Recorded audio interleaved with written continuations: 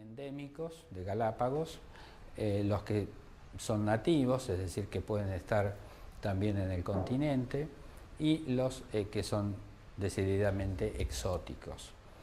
Más o menos las fracciones se dividen en tercios. Hay un tercio de endémicos, un tercio de nativos y un tercio de exóticos. Este año en particular, que me parece lo más interesante que hicimos, fue estudiar la colección del herbario de la Fundación. Y dice uno, ¿para qué estudia uno el herbario? Yo que soy zoólogo. Bueno, precisamente porque entendemos que algunos micromoluscos pueden encontrarse en las briofitas y en los líquenes. Efectivamente, durante todo el mes estuvimos analizando parte de esa colección, ya que es imposible estudiarla toda en 30 días, y encontramos alrededor de más de 30 ejemplares de gasterópodos asociados a líquenes, musgos y hepáticas. Esto es bien interesante porque es un muestreo que ya se hizo desde hace muchos años, se han colectado líquenes y briofitas, y nosotros lo único que hacemos es ponerlo bajo la lupa y ver qué caracol puede haber ahí. Una de las novedades que tenemos es que encontramos de la isla Pinzón una especie nueva, que bueno, describiremos en un próximo paper. Nosotros también hicimos algunas salidas a campo, aquí con mi ayudante Xavier, que creo que se va a dedicar de lleno a estos grupos, y encontramos otra especie nueva cerca de los Gemelos y también por el Cerro del Puntudo, de un micromolusco de más o menos, bueno, estamos hablando de micromoluscos y no digo cuánto miden, aunque ahí está la escala. Aproximadamente la fracción es de 4 milímetros a 1 milímetro. Y justamente este micromolusco que encontramos por el Puntudo mide más o menos 1 milímetro. Así que al estado adulto, ¿no? Así que son cosas muy, muy pequeñas que hay que observarlas con mucho detenimiento. Y bueno, así estamos incrementando un poco esta fauna que es casi del todo desconocida para la gran mayoría de la gente, ¿no es cierto? No solo aquí, sino en todo el mundo. Hay miles de especies de micromoluscos en todo el mundo. Hay áreas muy ricas como es la Polinesia, donde el aislamiento ha permitido que cientos de especies puedan vivir en pequeñas áreas. Acá en general el panorama que encontramos hasta ahora en realidad es una biodiversidad bastante baja, pero bueno, si en un mes encontramos 2 especies nuevas, probablemente intensificando esos estudios se vayan a descubrir más. Además, una de las especies nuevas es de acá nomás, es de los Gemelos, así que está muy, muy cerca. Lo que pasa es que nadie por ahí, desde hace muchos años, esta fauna ha estado vacante de los estudios. Nadie se ha tomado el trabajo de dar vuelta a un tronco en estado de putrefacción, que es ahí donde, debajo de esos troncos, es donde se encuentran. Hemos hecho algunos también muestreos de líquenes y briofitas, pero eso hasta ahora no ha dado gran resultado. Sin embargo, en el herbario parece que hay una fauna de moluscos bastante interesante que las estamos recuperando. Pueden preguntar lo que deseen, que así hacemos una charla un poco menos monólogo. Pasa a las otras, si querés. Bueno, esta es la morfología general de es un caracol. Un micromolusco es básicamente un caracol, donde nosotros, estas fotografías están en blanco y negro, porque están tomadas a microscopía electrónica. Eso tenemos aquí una limitación de no tener un microscopio electrónico, pero bueno, la hemos llevado a Buenos Aires y hemos sacado algunas microfotografías. Entonces, uno de los detalles que observamos es lo que llamamos el ápex o protoconcha, que son las primeras vueltas del caracol, que suelen tener una microescultura diferente a la de la conchilla del adulto. Siguiente, por favor. Bueno, estas son las variedades que hay Algunas de ellas hemos detectado que son exóticas o pensamos que son exóticas. A veces el límite entre lo que es exótico y no es exótico aquí en Galápagos o en otras partes del mundo es un poco difícil de establecer. Pero pensamos, digamos, a veces la balanza se inclina más a pensar que estamos en una especie exótica que en una especie nativa. Pasa otra cosa. Porque algunas de ellas tienen ese comportamiento de que en pocos años se han distribuido a lo largo de todo el mundo.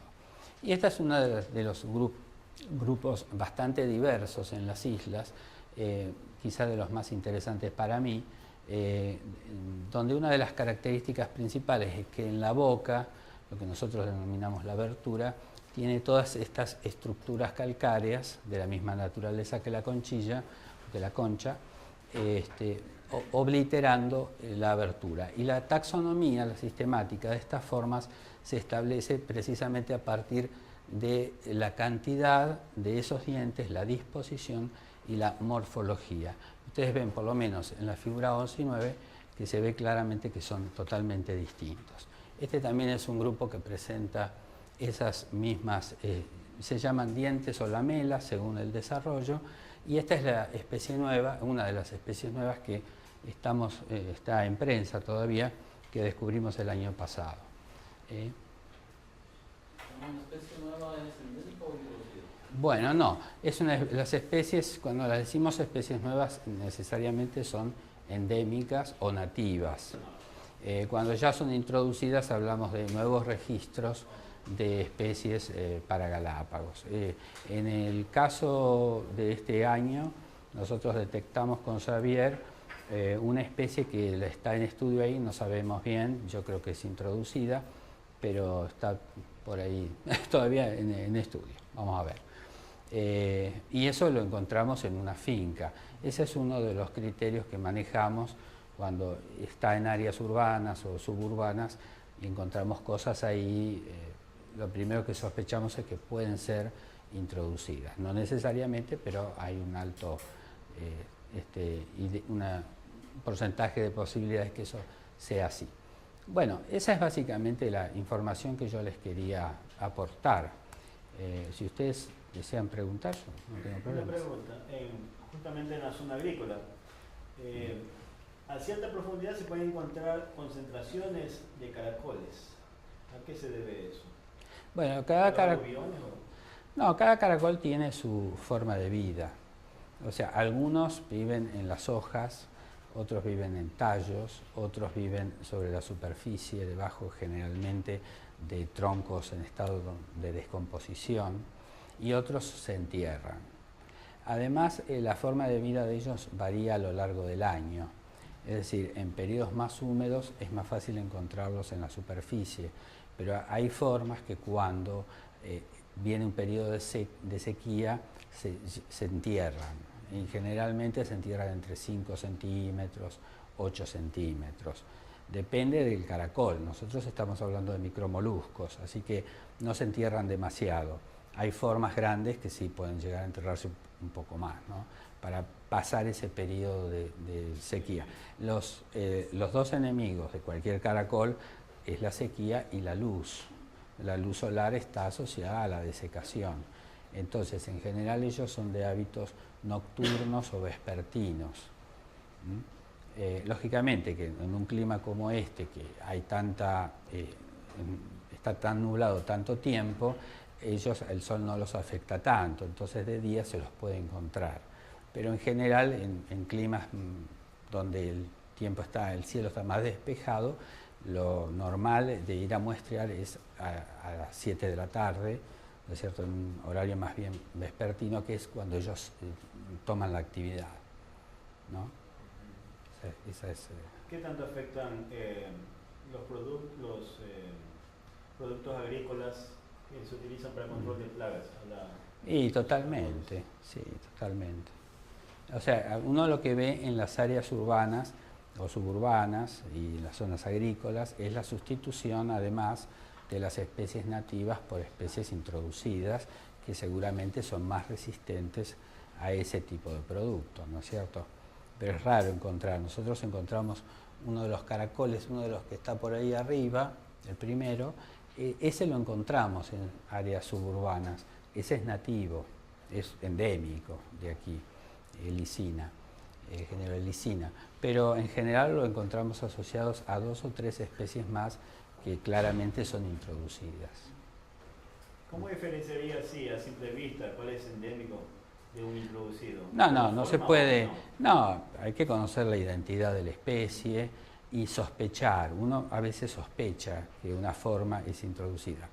Ocurre con las especies introducidas, ha ocurrido lo siguiente. En la época de las monarquías del siglo XVIII, donde comenzaron los estudios botánicos, los reyes solicitaban de sus colonias plantas ornamentales. Entonces se formaron los herbarios, los viveros, etc. Y con la tierra iban los moluscos. Esos moluscos pasaron, por ejemplo, de China, de la Polinesia, de cualquier lugar de donde había colonias europeas a Europa. Y luego de Europa pasaron, por ejemplo, a América. Entonces nosotros tenemos en Argentina y acá fauna que, si bien probablemente sea de origen de la Polinesia, en realidad vino de Europa. Porque hace 200 o 300 años esa fauna ya está viviendo en Europa. Pero es fauna exótica, no deja de ser fauna exótica. Ahora, rastrear todo ese comercio, porque en definitiva es parte del comercio humano, rastrear cómo ha ido la especie de acá para allá es un poco complicado a veces, porque esto que manejo yo es una idea general. Entonces hay algún grupo de especies, especialmente en esta fracción de animales que pasa muy desapercibido, que se llaman criptogénicos, es decir, cuyo origen está oculto. No se sabe si eran de la Polinesia, de África, de Asia o de dónde. Entonces eso complica un poco el análisis y saber si algo que hay acá es realmente nativo o es de afuera. No es tan simple. Entonces hay ciertas especies que se tiene cierta duda, seguramente no de Galápagos, pero por ejemplo no se sabe si son americanas o no, porque ha pegado tanta vuelta. Por ejemplo, hay una especie que nosotros la tenemos acá, si la pasas la vamos a encontrar, que es muy gracioso porque es esta, que es una Lamelaxis gracilis. Esta es un poquito grande, mide 1 centímetro más o menos. Esta fue descrita de la India, sin embargo, en la India estaba en un jardín que era de un señor inglés, en 1830 se describió. Entonces, después de muchos estudios se llega a la conclusión de que esta especie es de América del Sur. Pero bueno, llegó a la India y a Europa y a un montón de lados. Entonces, conocer realmente la filogenia o la biogeografía de una especie es muy difícil para poder establecer de dónde salió. Eso pasa con varias formas. Pero a simple vista... En términos generales, ¿cuál es el ciclo de vida más o menos de estos micromoluscos? Bueno, de eso no se sabe nada. Lo único que se sabe, la duración de la vida hay que ponerlo en un terrario, en laboratorio y ver. Pero en general de los micromoluscos se sospecha que pueden vivir entre año y 2 años. Está muy relacionado al tamaño del animal. Seguramente que los caracoles grandes, hay algunos que son así grandotes, pueden llegar a vivir 15 años por lo menos. Pero los micromoluscos se sospecha que más bien son, no sé si anuales, pero 1 año y medio a 2 años de vida.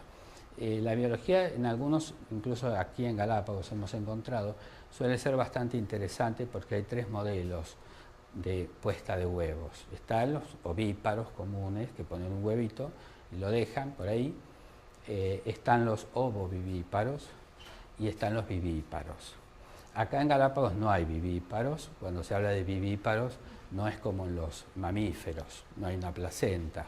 Pero sí es cierto que el huevo, en la última parte de lo que podríamos llamar útero u oviducto, se desarrolla completamente el caracol dentro del huevito y sale por el poro genital ya como caracolito vivo. Y en los ovovivíparos se forma el embrión dentro del huevo, pero es depositado unos momentos antes de que el animal rompa el huevo y salga. Eso nosotros lo hemos encontrado porque hay grupos, hay géneros que son claramente ovovivíparos, ¿no? Y hemos hecho algunas disecciones y hemos encontrado hasta 4 embriones por caracol. Estamos hablando de un caracol de 1 milímetro. Bueno, y ahí hemos encontrado en línea, hemos encontrado hasta 4 caracoles en distintos estadios de formación, por supuesto. El último es el que ya está para nacer. Pero se ve claramente como el animal, uno va hacia atrás del oviducto y cada vez está menos formado. Se ve, es muy interesante eso. Sí, la cantidad de huevos depende del tamaño del caracol. Sí, en general, en las formas que son ovovivíparas tienen menos hijos que en las formas ovíparas, porque el animal se está formando dentro del oviducto y por lo tanto está protegido. Entonces, cuando se ponen huevos y se los deja en el suelo, tiene que haber mayor producción de huevos, porque siempre hay algún enemigo natural que lo puede destruir, ¿no? Eso es. Las concentraciones que ustedes encuentran de estos micromoluscos me sorprende siendo un animal tan increíblemente pequeño que pongan tan pocos huevos. Sí. La concentración así cuando uno se muestrea y demás es muy baja. Bueno, en el herbario yo analicé 350 lotes y encontré 35 ejemplares, pero no los encontré así distribuidos como en un promedio, un ejemplar cada 10 lotes. Encontré una relación muy interesante entre caracol y especie, de líquen o de hepática. En musgos no encontré nada, pero en 1 o 2 especies de hepáticas y 1 o 2 especies de líquen encontramos una especie de caracol. Muy específicamente ahí predominó una especie de caracol, así que ahí hay una relación bien interesante. Pero a campo nosotros trajimos el otro día del puntudo 6 muestras de tierra y 5 eran estériles y en una encontramos 3 caracoles. O sea que es bastante baja la proporción, ¿no? Es mucho esfuerzo para encontrar 3 caracoles, pero sí. Y en el caso de los caracoles ovíparos, ¿hasta qué cantidad de huevos ponen? Bueno, eso depende, no demasiado, pero dependerá, 20, 30, cada especie es particular, no hay un promedio, ¿eh? No se puede. Tal vez en lo que han visto algún impacto que sean más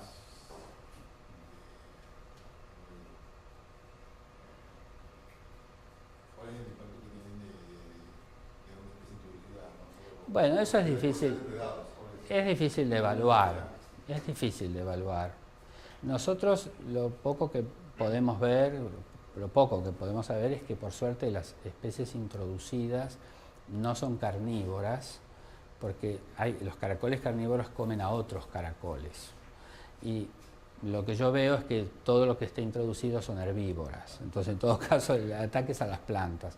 En el caso de micromoluscos, el ataque es muy básico, muy pequeño. Pero sería peligroso que un caracol carnívoro fuera introducido porque se comería todos los otros caracoles. Eso sería bastante peligroso. Bueno, el caracol nosotros lo incluimos en este catálogo porque nos pareció interesante.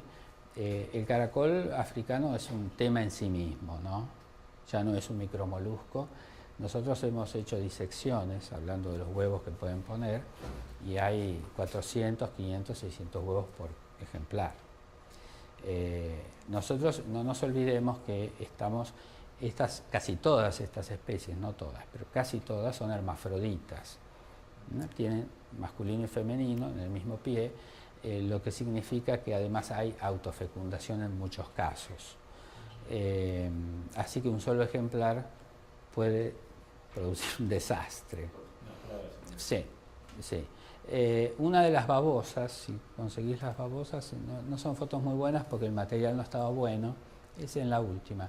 Bueno, esta no, quizá la de arriba, la número 8. Esa es una babosita de Eróceras que en el caso de las poblaciones de Galápagos tiene una particularidad muy interesante. Ellos son hermafroditas, pero el aparato genital masculino en estas poblaciones está atrofiado. Es decir, que solamente producen óvulos que dan origen a otros ejemplares. Es decir, no hay fecundación y son, por lo tanto, haploides.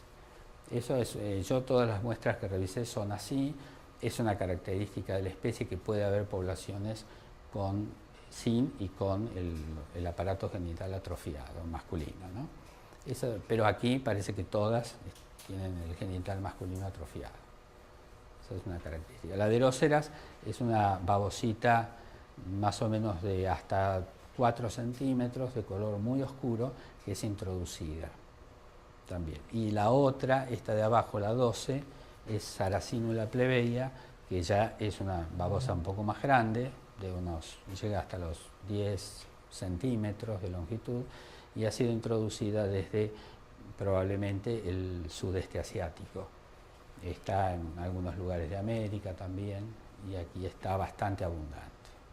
Por lo que yo vi el año pasado cuando hicimos una experiencia de parásitos con la gente de Agrocalidad, bueno, trajeron una bandeja llena de Saracínula. La verdad que es llamada vulgarmente la babosa rosada por su aspecto, su color.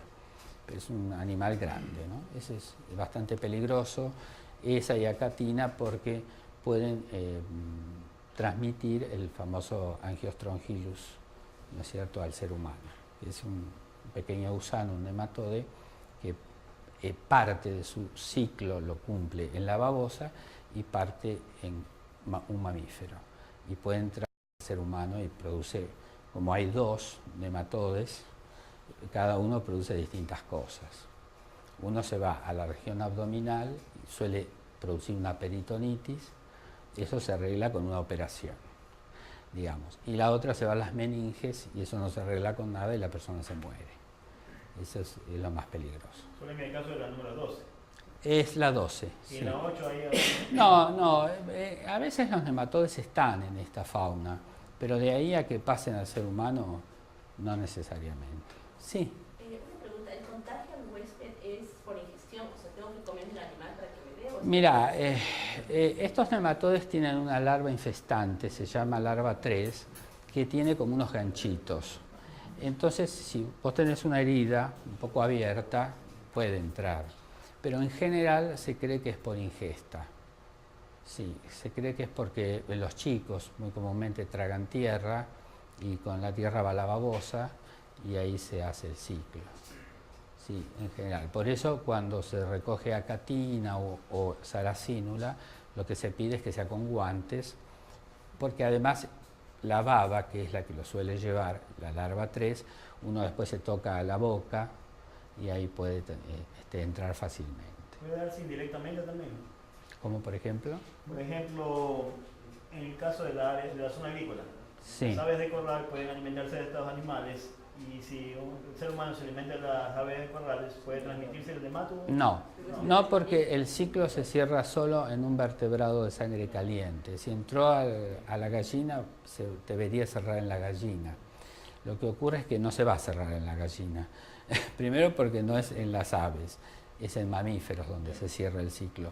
Pero puede ser el vector, ¿no? No. Y aparte, generalmente cuando una larva 3 entra a un huésped que no es el correcto, la larva no desarrolla. El hombre no es en realidad el huésped definitivo correcto, es la rata.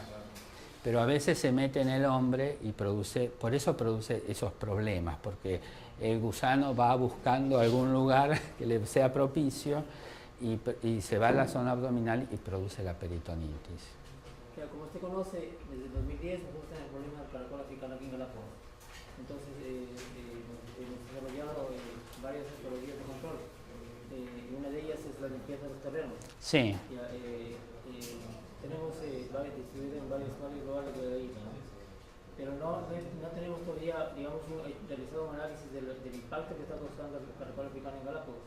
Entonces sería importante analizar esos que afectan, pero es porque, por ejemplo, los gemelos conocemos, como usted dice, hay variedad de micromoluscos y moluscos. Entonces serían los principales afectados en caso de control. No sé, las acatinas son polífagos, pero lo que yo vi, los intestinos de acatina que yo vi en general, lo que hay es materia vegetal. Yo creo que pueden comer carroña, pero básicamente son herbívoros. Porque por la experiencia que hemos tenido, el caracol africano consume desde heces de perro, desde gallina, todo. Sí, puede ser carroña. No, carnívoros no creo que sean, por el tipo de rádula que tienen, el aparato masticatorio que tienen, no me da la idea de que pueda ser muy carnívoro. Pero por ahí, carne en descomposición, que es más blanda y demás, podrían llegar a comer. Además, no sé si tiene hábitos de ataque. Pero bueno, sí, es un problema. No es el tema mío específicamente, porque yo estudio micromoluscos, pero uno se topa con el tema de acatina en todos los países donde está. En la Argentina está, ahora se está expandiendo, según las últimas noticias que tenemos, y bueno, allá los métodos de control son buenos, pero siempre falla algo. Entonces a nosotros se nos introdujo en la famosa triple frontera entre Paraguay, Brasil y Argentina. Aparentemente los pescadores introdujeron acatinas, porque la usan para pescar, la ponen en los anzuelos para pescar, y así se ha introducido en el norte. Y después los chicos lo toman como mascota, porque les parece divertida la especie, y la trasladan. Entonces así se va trasladando de ciudad en ciudad. Allá no se quema, como acá creo que ustedes aplican los métodos de quemarla. Yo lo sugerí, pero a Argentina no les gustó mucho. Se nos va a incendiar la selva. Pero se las recoge manualmente, también los huevos.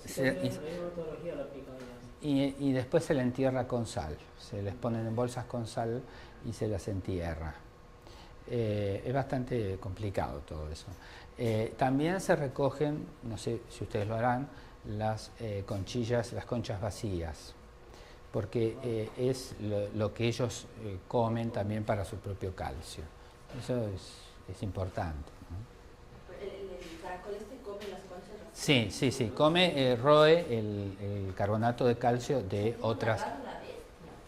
No sé si es un tema de rádula, pero sí, eso es muy común en moluscos, que coman las conchillas vacías o vivas, que vayan royendo de a poquito, para su propio carbonato de calcio.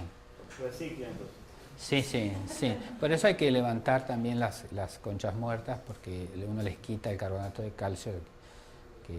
Pero realmente abrir una acatina es impresionante, porque hemos encontrado 500 huevos. Es impresionante. Hasta 700 se dice que hay. Sí. Y bueno, son animales grandes, ¿no? Ahora, uno de los problemas que estábamos viendo, una foto que aportó Xavier de una clase en la universidad, y en la Argentina pasa lo mismo, es cuando la población no está muy enterada de lo que es acatina para diferenciarla con las especies nativas de su país. Entonces la gente, uno le dice, es un caracol grande, con bandas de color castaño, qué sé yo, mátelo, tírelo al fuego, qué sé yo. Entonces matan todo lo que vean parecido. Entonces eso en Argentina pasó porque hicimos una campaña y la gente había matado unos caracoles que son nativos de la Argentina. Entonces, ese es un peligro muy grande, porque la gente no puede... Es decir, uno le explica que esta parte que se llama columela aquí es truncada, tiene un borde así, y los otros tienen un borde continuo, y eso es un detalle que la gente no entiende, y le parecerá todo lo mismo. Pero ese sería casi uno de los caracteres, si uno tiene la conchilla, más fáciles de separar lo nativo de esta especie. Entonces, una de las preocupaciones allá en el parque de Iguazú es la gente que trabaja conmigo para identificar lo que es nativo de lo que es acatina y tratar de enseñarle a la gente esa diferencia, que es importantísima, porque además no solo al estado adulto, el problema es que los juveniles de acatina se confunden con los adultos de especies pequeñas, ¿no es cierto? Es decir, una especie puede tener 4 centímetros y bueno, eso es un juvenil, ese tamaño para acatina, y creen que es todo lo mismo y todo lo tiran al fuego o le echan sal. se reparte sal gratis en la Argentina para que maten los caracoles. Así que bueno, es una complicada tarea esa. Sí. Regresando al tema de los micromoluscos, ya se sabe algo acerca del estado de conservación, ya se ha llegado a asumir como peligros a estas especies o potenciales peligros. No sé, el estado de conservación de las poblaciones acá, no sé, nosotros encontramos pocos. No sé si hace 80 años atrás había muchos. Nosotros encontramos pocos. También me sorprendió mucho cuando fuimos al Puntudo, bueno, fuimos a los Gemelos, que no encontrar ninguno de los representantes de las dos familias que yo no estudio, las conozco pero no las incluyo acá, que son las succineas y los bulimúlidos. Bulimúlidos es una familia que tiene por lo menos 85 especies en Galápagos, y succineas hay menos, hay 4 o 5. No encontramos ningún ejemplar de ninguna de esas dos familias. Eso me llamó poderosamente la atención porque son formas que miden de 1 a 2 centímetros, entonces más o menos cualquiera lo ve en el campo. Y no sé, esa falta de caracoles es llamativo. Máxime porque fuimos, en las veces que salimos, bueno, con el clima como está ahora, era muy húmedo, y las succineas son especies que habitan lugares muy húmedos. Entonces me llamó la atención que no haber encontrado nada. Encontramos 3 micromoluscos y es lo único que encontramos. Pero así que no sé. No hay nada con qué comparar entonces. O sea, No, es muy difícil porque, mira, el catálogo previo al mío, que se hizo de esta fauna de micromoluscos, por ejemplo, es de 1928. Es decir, que hay 80 años en que casi no se aportó nada. Esas colecciones, por supuesto, están en Estados Unidos, no están acá. Así que hay que ir a visitarlas y ver cuánto ellos colectaron, pero tampoco eso no sé si es significativo estadísticamente. Pero en 80 años no se hizo prácticamente nada. Así que, ¿qué pasó con esas especies? No sé. En bulimúlidos es más fácil hacer un censo porque uno los ve. Entonces, ya te digo, no encontré uno solo. Y no todas las 85 especies están acá, pero acá habrá 7, 8 por lo menos debe haber. Así que no sé. No sé. No sé si hay más preguntas. Sí. Una pregunta, ¿las colecciones que están o que han revisado ustedes pertenecen a la mayoría de las islas habitadas o han visto las colecciones de otras islas lejanas? Sí, yo en el catálogo y hemos visto la colección de la Fundación, incluye todo el área, no solo de las 4 habitadas, sino que tengo cosas de muchas islas, de 14 islas tengo registros, y no solo bibliográficos, sino cosas que yo he visto. Así que el panorama es bastante completo, como para decir, bueno, que abarca casi todo el archipiélago, pero de todas maneras creemos que hay más especies por descubrir. Pasa que el esfuerzo es mucho, ¿no? Porque para salir 2 veces y encontrar 3 ejemplares es bastante. Sí. Y hay que tener un cierto entrenamiento. No es imposible ver un caracol bajo la lupa, pero bueno, hay que tener un cierto... yo creo que la colección del herbario va a ser muy útil seguir revisándola el año que viene, porque ya muestrearon en todas esas islas. Entonces, puedo tener una muestra, no sé si representativa, pero puedo tener más material de esas islas. Por ejemplo, yo decía, de pinzón tenemos una especie nueva. Entonces, creo que eso hay que seguir ahí, en el herbario. Sí, y también hay una línea que quisiera abrir con más tiempo el año que viene, no sé, que es estudiar los nidos. Los nidos aviarios suelen tener caracoles. Y eso es muy interesante, porque a veces están viviendo poblaciones enteras y se pueden transportar por las aves en las plumas. Estos son micromoluscos, así que el ave ni se da cuenta que puede estar transportando uno o más micromoluscos. Eso creo que es una línea interesante.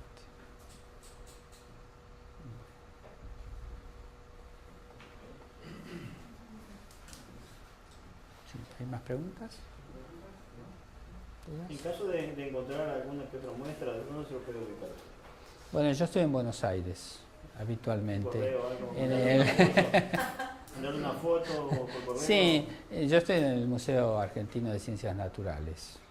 Bueno, aquí la gente tiene la dirección, yo se la puedo dar, mi correo electrónico.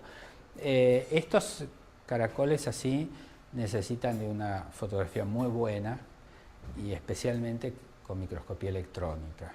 Eso para ciertos detalles de la ultraestructura de la conchilla es necesario microscopía electrónica. A veces una foto tomada de otra manera no revela ciertos detalles.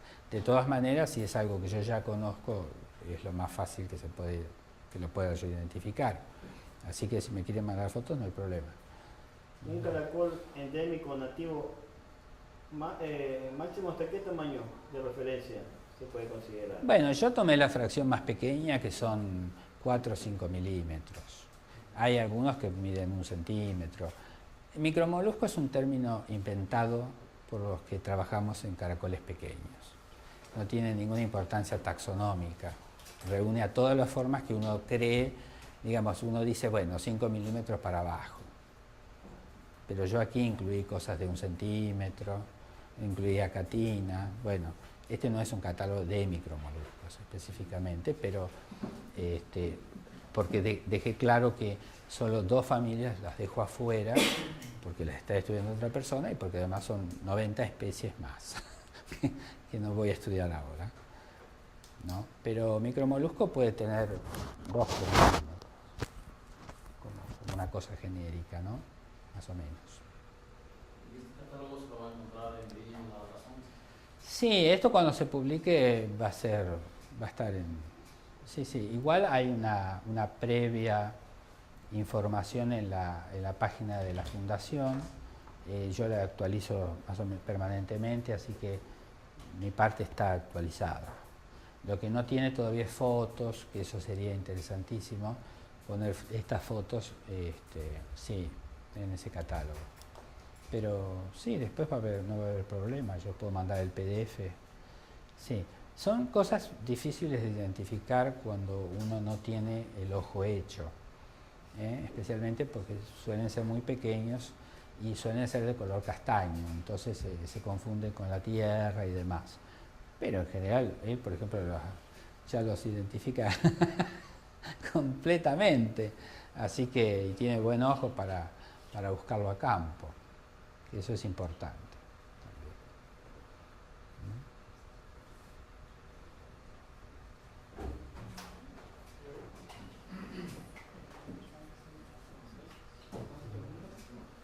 Bueno, muchas gracias. Doctor Miquel, muchísimas gracias por compartir su conocimiento. Estaremos pendientes de esa información para poderla distribuir con la gente de la comunidad y los compañeros. Vale. Gracias mucho por su... Gracias a ustedes.